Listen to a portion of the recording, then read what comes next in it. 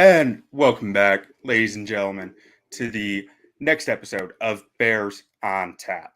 I am going solo as a host today. My name is Quentin Crisco. You can find me on Twitter at BuckHisStats. And you can find Bears on Tap on Twitter at Bears on Tap. And I'm joined today by special guest Brandon Robinson. How are you doing today, Brandon?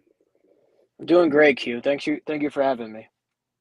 Yeah, so a little bit of background about this episode. We have asked a few different people to come on. We had Robert Schmitz, he was our film guy. We had Jonathan Wood, he was our stats guy. And then we had I am Skox on Twitter.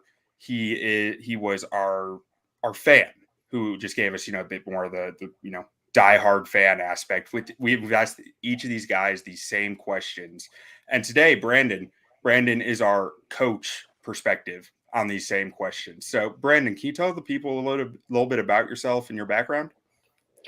Yeah, so started playing football when I was probably six, I believe 6 or 7. Played all the way through college. Played defensive back in college. As soon as I got done playing in college, I immediately switched over to coaching. Started at the high school level as a defensive coordinator.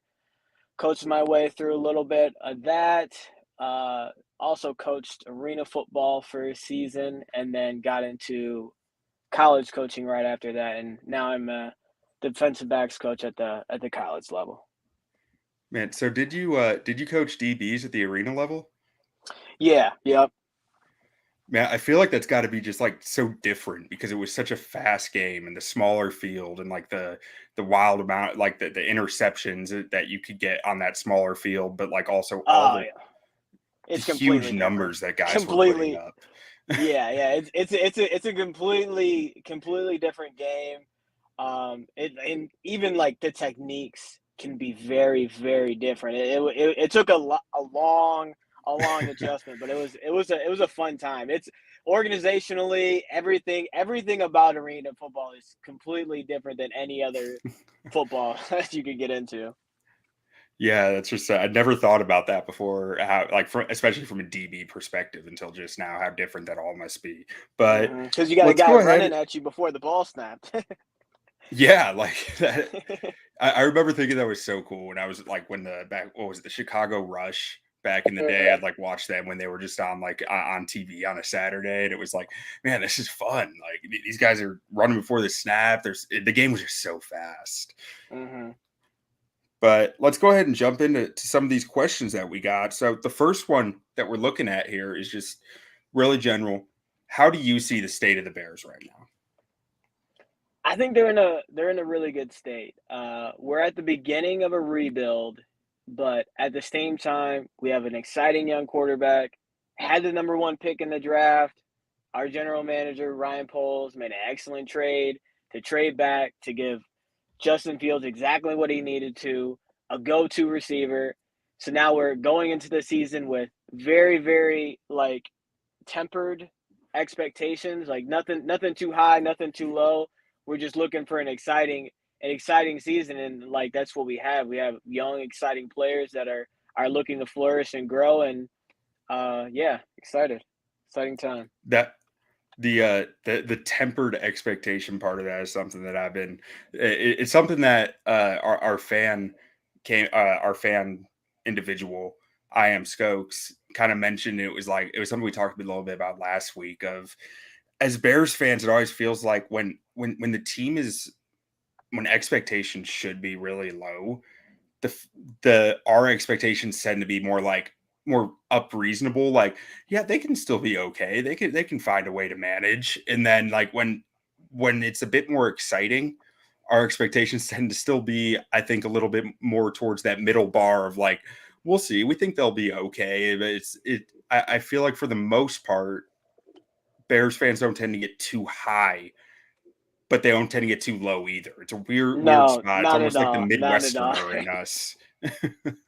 Yeah, I'll never forget before last year. Like I kept seeing 9-8 predictions before the season last year. I'm like, man, this might be the worst. This might be the worst roster in the league, and that is on purpose.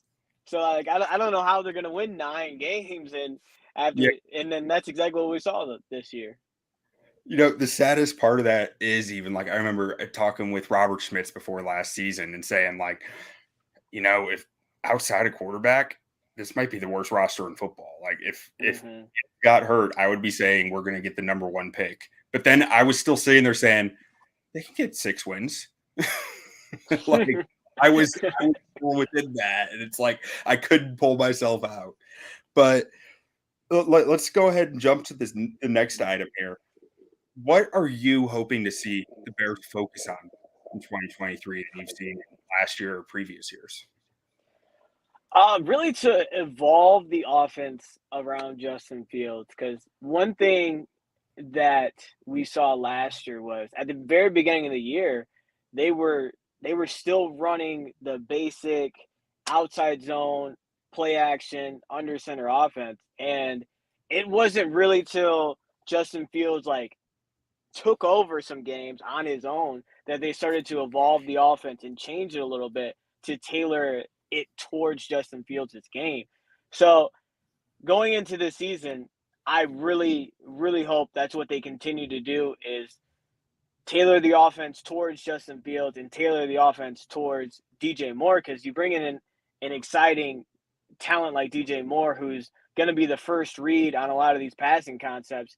And that's exactly what the Bears need is a first read type receiver to get Justin Fields to start anticipating these routes breaking open. And to get him to do that, he needs to be able to trust the receivers. And DJ Moore is the perfect receiver that you can build that trust with. Yeah, I mean, I think I agree with you on that. That I mean, to be honest, I was shocked that Carolina was willing to give up DJ Moore when they're bringing in a young Mm-hmm. quarterback of their own. I mean, that seemed to me like the one guy that they probably would be untouchable for them. Of like, we want this guy to build chemistry with Bryce Young as he's coming in here. But so as you say that, and I know you're more of a defensive coach, so maybe if you don't have a great answer for this, feel free to just kind of say so. But I think you're a really smart football guy, so I think there's a good chance you do have a good answer to this. How would looking at the Bears offense and Justin Fields specifically, how would you try to build an offense around that? Like what would be kind of your calling card to what you would want to do? I would run a lot of pistol. I think that's one thing that you don't really see as much in the NFL is the pistol. And a lot of defensive coaches would tell you just because the pass protections are a lot more difficult out of pistol because you got more full slides than you do half slides because in a regular offense you're going to get more half slides than you will get full slides. And the thing is about full slides is if you're completely sliding the offense to your right, the offensive line to your right, then the running back is going to have that defensive end or the tight ends. That's what you saw out of who is that? What playoff game was that? Oh, the play Brock Purdy got hurt on in the playoff game. The 49ers Oh fully yeah, slid their line to the left. They had two tight ends on Hassan Reddick. He got right by him and then crushed the quarterback. Um, but yeah, anyways, I would like to see them run the pistol more because the thing is about running the pistol is it gives you the allowance to be able to use Justin Fields' legs while also giving you that play action version of the offense. Because you can run all of the wide zone type run plays while also being able to run the read option type plays with Justin Fields at the same time. Being able to have both of those in your bag instead of going under center and then it being pretty obvious what you're running because now you're running wide zone and play action and then you go to shotgun, and now it's you're only running inside zone, and you're trying to use Justin Fields' legs, right? Because a lot of times what you don't see as much of is you're not able to get that play action out of shotgun. Like you don't right. have the quarterback turning his back to the defense, and play action isn't being like it is not as useful out of shotgun because these linebackers aren't falling for these little fakes in shotgun. So being able to, if if I was the one making this offense, I would be running the pistol and still keeping the wide zone, running a lot of play action, running these condensed sets to be able to block at the edge and get Justin Fields outside on the edge using his legs. Yeah, I mean, I think that's a really interesting point you bring up with that because I mean, even just recently, I started like I listened to a podcast that was huge football nerd alert, but a podcast about play action. That's all it was about, and it was like I'd never really thought about it of like yeah, in shotgun, I guess you really can't do the wide zone play action stuff because Uh-uh. you're not selling it, right? And the linebackers are No. seeing that the linebacker's sight is straight into where the quarterback is doing the play action. You don't have that degree of disguise that you get when you have the under center to turning your back. And I mean turning your back, yeah, it impacts the quarterbacks, they can't see, but also impacts the defense because they can't see the football. I mean, I feel that Right. that's something that I'd never really thought about or kind of often overlooked with that shotgun passing. So I really like that idea about bringing in the pistol. Now, do you think the reason why you don't see it more in the NFL is because, like you said, it's with the slides, you end up with some really good edge rushers kind of mismatched on two tight ends or a tight end and a running back. Do you think that's kind of the driving reason why you don't see it more often, or do you think it's something different? Well, it's definitely a lot about that, but also like the NFL takes a very long time to innovate and try new things because the thing is with these That's the answer I was coaches is hoping you were going to give. the leash. Yeah, because it's real. The leash on these coaches is so short that if you try to if you run some stuff, and the media doesn't agree with you, like these ownerships will pull you very, very, very quickly. Like I don't know how the turnover on these coaches. They get 1 year, and if it doesn't work out, they're gone. Like no matter of the circumstance, they're gone. And I mean, I honestly, I'm that is one of the more intriguing things that isn't talked about is yes, the Bears had a bad season and it was pretty expected and they were set up to fail, but what's going to happen this year if they don't turn around? If they don't go 8-9, like is the pressure on Flus at that point? Yeah, I mean, I think that's a great question. Like, I mean, it probably should be if they're not in the hunt down the stretch, right? And like that, Mhm.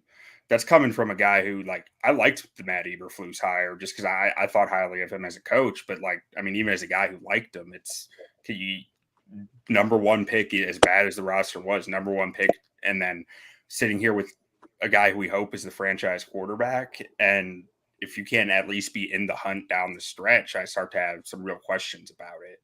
And on the when I said that was what I hoped your answer would be, it was a certain thing comes to mind for me with that of like when going back to my high school days, our high school offense, everything had jet motion attached to it, right? Mhm. Everything had the jet motion action and had, 2 to 3 play fakes within it.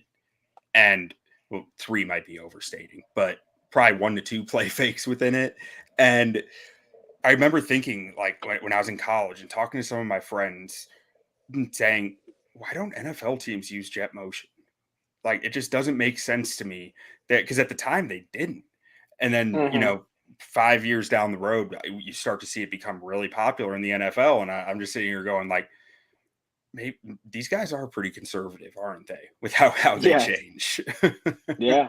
Yeah, cuz that's one of the tougher things to plan against is jet motion because you have to know exactly what you're going to do as a defense, like how you're going to react. Because like if you don't react to jet motion, it's not only him getting the ball, it's also like you could get out flank and out leverage, and now you're giving up the edge to a rusher on a pitch. Right. Right. Yeah. I mean, it just creates so many reads and like it makes them think. It makes them have to think. And I always thought that was such a big part of Hmm. running an offense is you have to make them think. You can't just let them take over the game. Right. Um, so now moving on to the next thing here. What is your favorite thing that the Bears are doing? And this could be with their roster, with their scheme, with the front office, ownership, anything top to bottom in the organization. What's your favorite thing that the Bears have going on right now? My favorite thing is their patience. Ryan Poles' patience. He has had a very, very slow approach towards this rebuild. And that's so nice because going from Ryan Pace, who just seemed to he was trying to push all of every single chip he had, borrowing chips, pushing them in at every chance he could get. So now having a slow build and having that patience, I think is going to be so critical down the road because the thing is they had all of these resources this year and they're gonna still have a lot of resources next year because this cap space is going to roll over into next year, which I don't really think gets talked about, and that's going to be so incredibly useful. And I guarantee Ryan that's the thing that Ryan Poles is talking about in this offseason is being able to roll over that cap space to when you actually need it. When you need to re-sign the Darnell Mooney's of the world, when you need to re-sign Cole Kmet, when you need to re-sign your good players. Like DJ Moore is gonna be wanting a bigger extension. Like I know that might not be expected because he has a lot of years left, but Drew Rosenhaus said as soon as he got traded, like that's the best thing you can do as a star player is get traded because now you have all the leverage. Yeah, no, I mean, the second they trade for him, it's like, well, I guess there's new money coming soon, right? Yeah, yeah. um, Now, so it's interesting to me, like you mentioned the Ryan Pace comparison, right? And so do you think Ryan Pace was patient though? And looks like that, what was it, 2015, 2016 before he even made a move for the quarterback. And even then it was another year before he kind of started hitting the panic button of like, we got to get good fast. I think he might have been for a second, but the last couple years when it was so incredibly obvious that they weren't in a Yeah. position to win, and then they continued to push in the chips rather than pull chips back and try to rebuild or at least reload is where he really put himself into trouble. But again, I get it from his aspect because like what he's playing for his job. So Yeah. the only thing he's worried about is this year in winning and keeping his job and getting an extension. Which if I'm in his shoes and I'm thinking about my kids going to school and not being able to rip them out of school to move to Atlanta or move to a different state because I lose my job, I totally get it. There is definitely a human aspect to all of this. Yeah, no, absolutely. And it's interesting to me to think about like say that, and obviously this goes into so many hypotheticals that it's not even like realistic to say what would or wouldn't happen, but like the situations matter so much with I feel like any coaches or GMs of like, say that Pace had inherited Trubisky a year after being drafted or something, and then gets, instead of the number two pick, the number one pick. Does that start to change the way that any of the stuff gets molded? And I'm not trying to sit here and defend Ryan Pace because, like you said, I mean, he made plenty of rough decisions after making the mistake on Trubisky. But I just think it's interesting to think about, like, and you said Poles' patience was such a thing that you like about what you've seen with the Bears so far under him. And I agree. I mean, I think it's hard to be that patient with anything in this league. And it's interesting to think about how circumstantial some of this stuff ends up becoming. Like, the Bears got the number one pick and it kind of changed everything. And Mm-hmm. I think that's something that gets overlooked sometimes with the aspect of being a GM, that some stuff really is kind of circumstantial and works out well for you, but then it's on you or on the GM to make the right decision in those circumstances. Right, because the GMs always get applauded for making moves. They don't get applauded by the media for not making moves. They only get applauded for making the moves. Yeah. Hey, Robert Quinn signing was applauded. I mean, Mm-hmm. not that it was Mm-hmm. the worst thing ever because he did put up a lot of sacks in that second year, but like it never really made a lot of sense either. Like the Jimmy Graham Right. signing was applauded. Like Oh you're God. very right about that. You get applauded for them just making any moves, and Mm-hmm. you get, hey, I'll be the first to tell you, I was ready to burn the town down when Ryan Poles wasn't making free agent signings, But like I'm sitting here going, it all worked out, I kind of like where they're sitting right now. So on the flip side of this, what's your least favorite thing going on with the Bears right now in any level of the organization? I would probably say the outlook of the O-line, which this might be a hot take among Bears Twitter, but I still think currently they have a bottom three O-line, and going like after last year and after the troubles we've seen of Justin Fields getting nicked up quite a bit, that's just something that really worries me is the state of the O line because like I just I like if we get a step back at left tackle, if Darnell Wright is just a normal rookie tackle, because the thing is Darnell Wright is very good pass protector, but it's still going to take a major adjustment to move to the pro level. Like I'm expecting him to not play very well because that's just what rookie tackles do. They don't play very well because these edge rushers are really good. And then Nate Davis, he's had a little bit of trouble staying healthy a little bit. Tevin Jenkins has had a ridiculous amount of trouble staying healthy and staying on the field. And I just look around at this whole line and it's just like once these guys start going down and these rookies and second year guys don't play very well, like Justin Fields is going to be running for his life again. And going into this year and having all the resources that they had, and I just would have liked to see them make a couple more moves, especially with depth, to secure the O line and make Justin Fields a little bit more comfortable back there.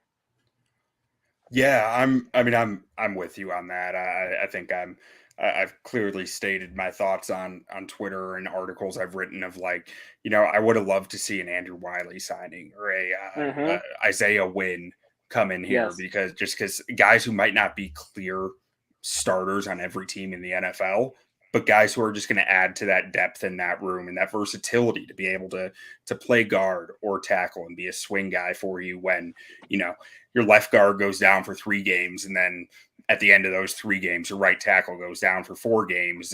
You need a guy who can just do a little bit of everything. I would have really liked to see that versatility added, and we didn't really see it. And I'm still kind of holding out hope that we'll see a veteran sign right before camp, like we saw Riley Reef last year and Michael Schofield. Not that I would be hoping for maybe a guy who's a little bit more on the upswing than those guys were in their career, but that's probably a little optimistic on my half to think that that's even possible to find a guy in the upswing right before training camp. But Right. I'm with you. I'm hopeful that Ja'Tyre Carter is going to be more than what his draft position says, but I'm not sure it's smart to count on that either.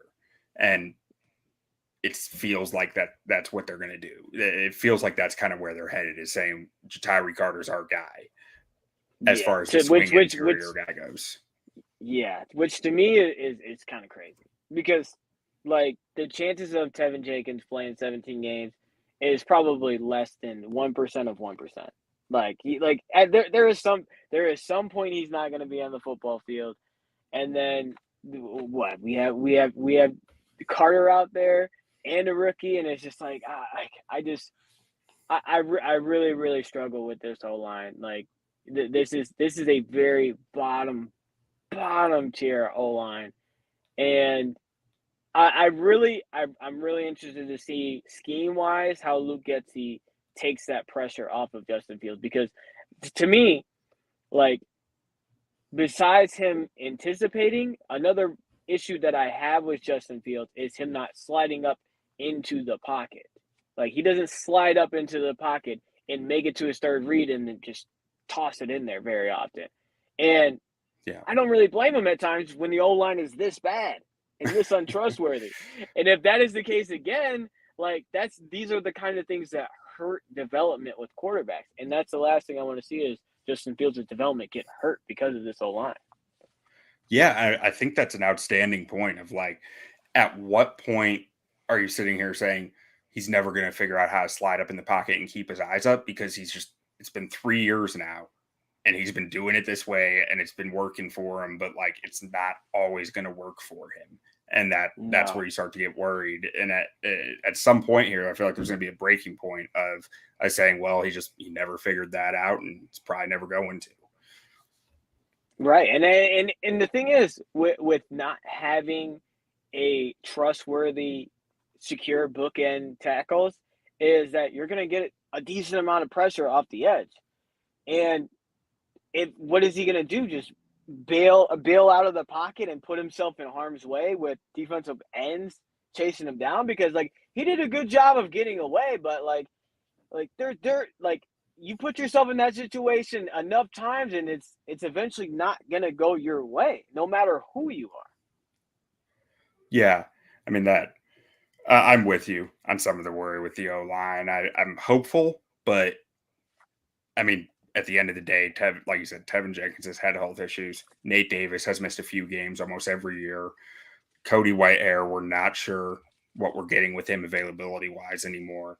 And I mean, Darnell Wright, he's been healthy in college, and Braxton Jones has never had issues. So at least I'm more confident in those guys staying healthy, but also just rookies tend to get nicked up more. And like to your point, they tend not to be good.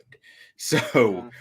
I mean, as hopeful as I am, like Penny Sewell wasn't good as a rookie. He was okay. Like it was manageable, but I'm not sure I'd say that he was walked into the NFL and was a successful tackle right away. And that's kind of where my sights are set for Wright as far as like a comp goes is Penny Sewell like. And if Sewell wasn't walking in the NFL a star, I'm not sure I can count on Wright to do that either. Right.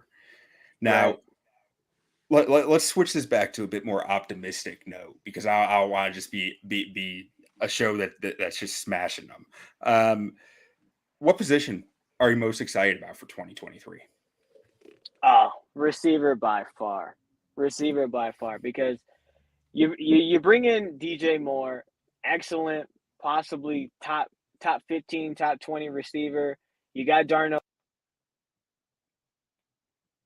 Uh, I think we lost Brandon there, but I think I have an idea where he was going with that. Of receiver is really an exciting spot for the Bears this year. I mean, Darnell Mooney was a guy who we were all hoping could maybe be a one next year and or this past year.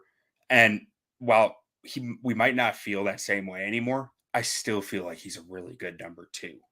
And that means a lot for an offense that added DJ Moore. Brandon, are you back? Duck out.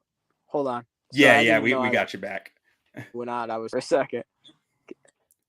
Yeah, yeah, no, you're good now. You were we lost you right when you started talking about the receivers. Okay. Okay. Where was I? Darnell Mooney yet or no? You just said Can you hear Darnell Mooney's name and then it cut out. Yeah, I got you. me? Can you hear me? Yeah, yeah. Can you hear me? Yeah. You want me to start from the top? Yeah, just start it back from the top.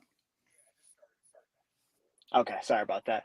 So yeah, receivers is definitely the position I'm most excited about. I mean, you got DJ Moore. You're bringing in a top 15 to top 20 receiver.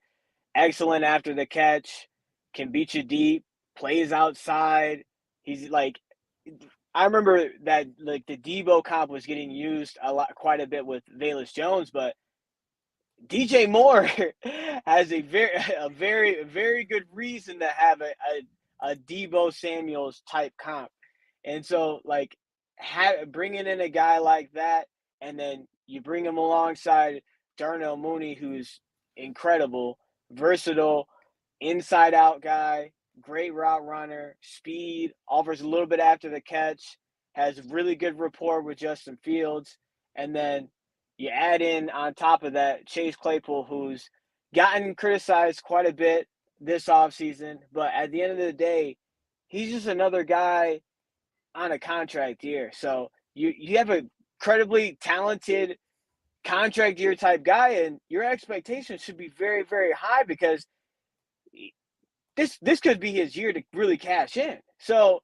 he should be doing everything he possibly can to have the best year he possibly can. And maybe he doesn't believe that he needs to put in the work right now, but I guarantee you, as soon as training camp comes around, he's gonna be a guy to watch for. He's gonna be a guy looking to flash as much as he possibly can so that he can get a $20 million a year contract like these receivers are getting nowadays. So by far, receiver is the most exciting position I'm ready for this year. Yeah, I mean, I think from a fantasy perspective, Chase Claypool is a guy I'm really targeting like for value, just because Mm-hmm. contract year wide receivers are some of my favorite fantasy pickups. I mean, Yeah. there's a lot on the line for them, and they're doing everything they can to go get paid. And I think that is going to be no different for Chase Claypool and for the results the Bears offense gets this year. Hopefully, I mean, I'm excited to watch him play in this offense as a guy who might have underwhelmed some last year, but he's also a guy who walked into the Steelers and got like 800 yards and 9 touchdowns as a rookie and got put up 900 yards the year after that, I believe. So, I Yeah. mean, the guy can play.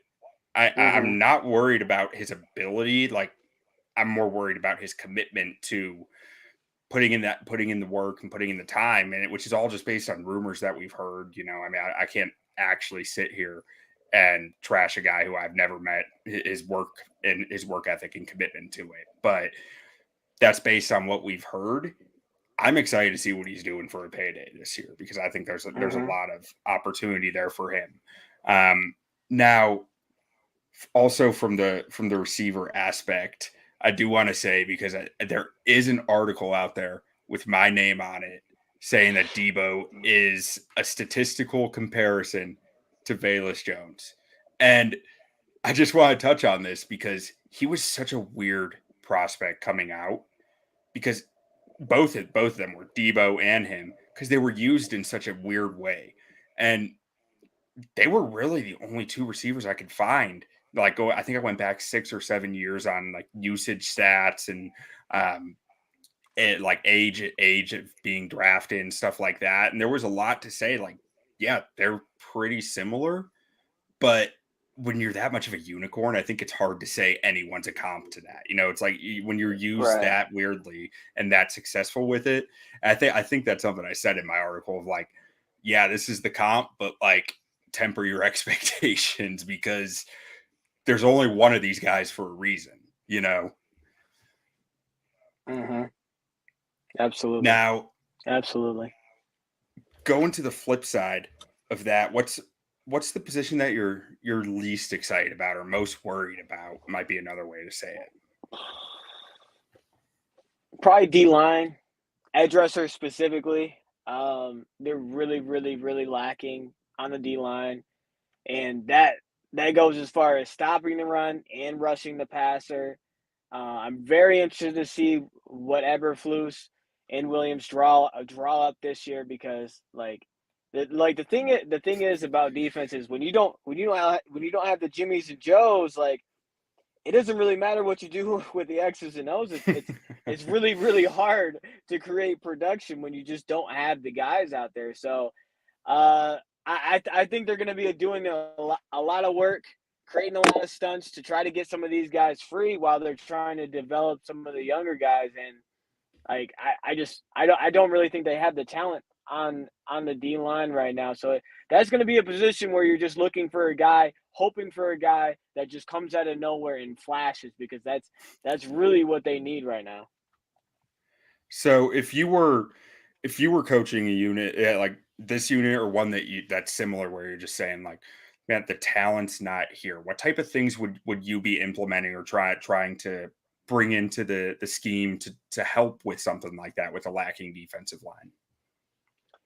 Uh, like I said, and like what they were doing last year is like you gotta run a lot of stunts. You gotta blitz with your guys. You gotta bring pressure. You gotta create havoc. because the more things that you throw at the offense, the more unpredictability you throw, the more variance you're going to have. And with a defense, especially up front, that has such a low amount of talent, you're just trying to throw as much variance as you can. So making the O line work, making the quarterback work with the O line protections and changing the protections and running these stunts and sugaring and showing pressure and then not giving pressure. Those are some of the Now, things that I would be doing to create that. when you say sugaring, what do you mean by that? So by showing the outside linebackers or showing the middle linebackers coming up to the line of scrimmage and showing that you're gonna bring pressure and then not bring pressure, and then Okay. showing that you're bringing pressure and then actually going. So a Yeah, lot of so the just keeping them guessing. yes, exactly. You'll see a lot of times being called simulated pressures where you're showing that you're Yeah. blitzing and then the linebacker's coming, but you're really only coming with four guys, and then you're dropping one of the defensive linemen in the coverage and still having seven guys back there. And I know Bears fans always loved Khalil Mack dropping in coverage, so I'm sure we'll love that this year as well. Well, if they're not expecting them to actually bring pressure, I would hope they wouldn't get as upset about it. Yeah, yeah.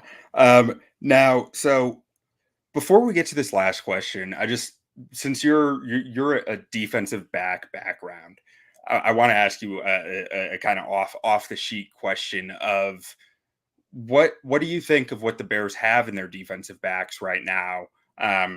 And you can wax poetic about Eddie Jackson if you want, because I'm here to listen to it. But with the other guys as well, the Tyreek Stevensons, the Kyler Gordons, and what do you see and what they have in that room right now? I think they have a good room. And I don't know if that's necessarily going to mean production as much this year because you're gonna have guys developing. I think Stevenson is going to be on the field a lot, and being a corner in the NFL, like that's like we just talked about tackle and the amount of low expectations you should have for rookie tackle, but and that's exact same play year one. So I think there's going to be a lot of development. I'm really hoping for Brisker to really come around. The tough thing about playing defensive back is even if you have a pretty good unit, which I think they're going to have a pretty good unit, it's really hard to create that production when you have such a poor pass rush because Yeah, I am unfortunately one of the guys that thinks that pass rush. This is crazy to say as a defensive backs coach, but I believe in pass rush over coverage, which is a hot take, especially being a defensive backs coach. But at the end of the day, like if you're creating havoc, it takes pressure off your defensive backs. When you don't have any pressure, it's really hard to be back there and cover him for 4 and 5 seconds.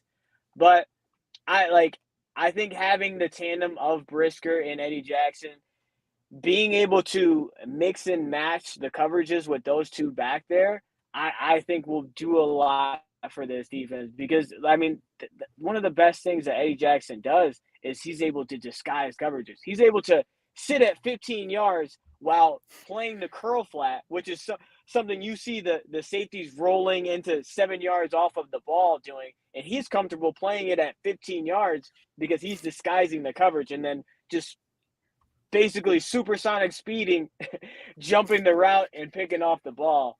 So I absolutely love Eddie Jackson. I hope he's a Bear for as long as possible. He seems to be an incredible leader among the defensive backs, and like you've seen a lot of them talk about that over the years. So seeing that development amongst them, I think will be huge. I think having Kyler Gordon in the slot will be big because to me, he's not really your prototypical outside corner. He's a quicker, smaller guy who actually likes to tackle and likes to hit. So I think he's perfect for the nickel. So having him in his ideal position will really help his development going forward. So I think that's absolutely awesome for him.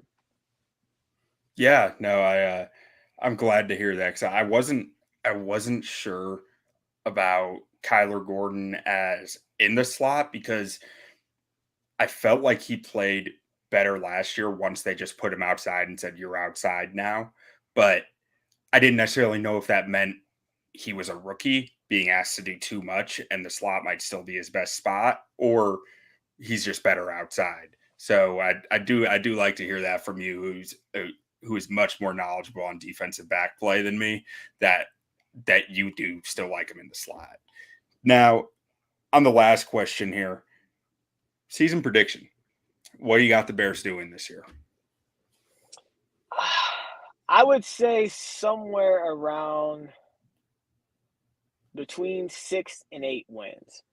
If I had to pick an exact number, I would probably say they would go 7-10. I think they're going to be in a lot of exciting close games where flip of the coin it could go either way. Um, at the end of the day, I think the O line is going to come up short for them quite a bit. I think the pass rush is really going to hurt them. I think stopping the run is going to be a huge issue, especially with the division that they're in, because all three teams will be running the ball quite a bit this year. So I think that will be an issue for them. But I think they're going to be in a lot of exciting games, and I don't think there's anything that would be wrong with going 7-10, 8-9, as long as you're very, very competitive and have exciting games and seeing growth with Justin Fields. Because at the end of the day, that's the only thing that really matters this year is seeing growth from Justin Fields. Like, you're not expecting to win a bunch of games this year. Like, so your number one thing that you should be worried about is growth from Justin Fields, and seeing a guy that seems to be putting in all the work, saying all the right things, doing all the right things that Justin Fields is doing. I think it's great. Now we just need to see that development. And you'll hear a lot from OTAs and training camps of having up and down days, and the thing is, like, that's where you want those days. That's where you want the up and down days, because that's where development happens. He's not going to get better at playing football in February, March, April, like he's not reading defenses during that time. Being able to read defenses during practice is where he's going to develop, where he can try new things and work out the kinks and really develop as a player. I mean, you remember when Jay Cutler threw no interceptions at training camp? It was great. Yeah. um, so one thing it sparked something in my mind when you said you don't think they're going to be able to stop the run. And so one thing I've been thinking through with that is like, they got Andrew Billings, they got Javon Dexter. I feel like both those guys are they should be able to stuff the run in this league. But how would you weigh as a defensive coordinator? Like, I'm not sure these guys can get a pass rush, but I need to be able to stop the run. Do you play both those guys together? How do you balance needing the pass rush but having those run stuffers and feeling like you need them to be on the field as well?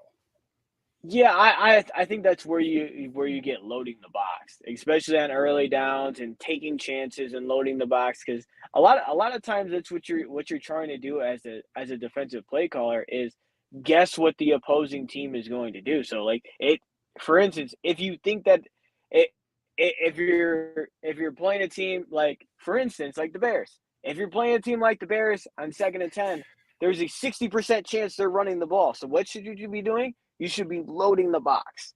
So I think stuff like that, loading the box, shifting the line, making them work, making the other team think will really help. Because the thing with Javon Dexter is there's gonna be a lot of development from him. I wasn't as high with Javon Dexter. I think the one good thing about him is that you would hope that he would be able to stay on the field by stopping the run.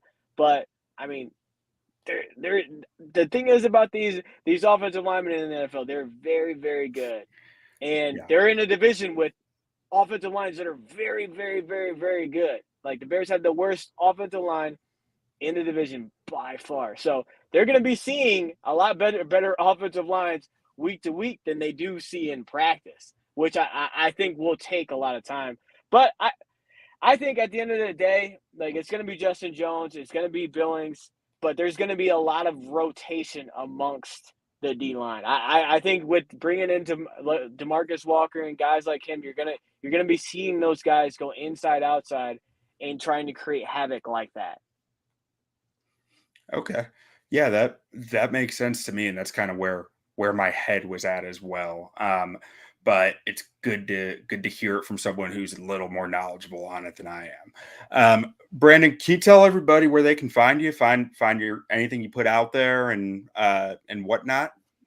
You can find me at BRobNFL. Very, very excited for this season. Very, very excited to get some more Bears content out there once the season comes around. Once we get that all 22 and we're able to talk about some of the X's and O's of the Bears season. All right. Well, thank you so much for joining us, Brandon, and talking some Bears with us. And that's all we got for you on this show, folks. Make sure to go check us out on Facebook, on YouTube, on Twitter, everywhere that you can find any sports content. Bears on Tap is there. Check out ontapsportsnet.com for all of our writing, our articles, all Chicago sports content. We've got it all covered. We've got Fire, we've got Bulls, we got Blackhawks, we got Bears, we got White Sox and Cubs. We've got we've got it all, and we've got 2 different Bears podcasts. This one, Bears on Tap, and Bears Nation is part of the On Tap Sportsnet podcast network. So go check them out, and we'll just get out of here the only way we know how. Bear down.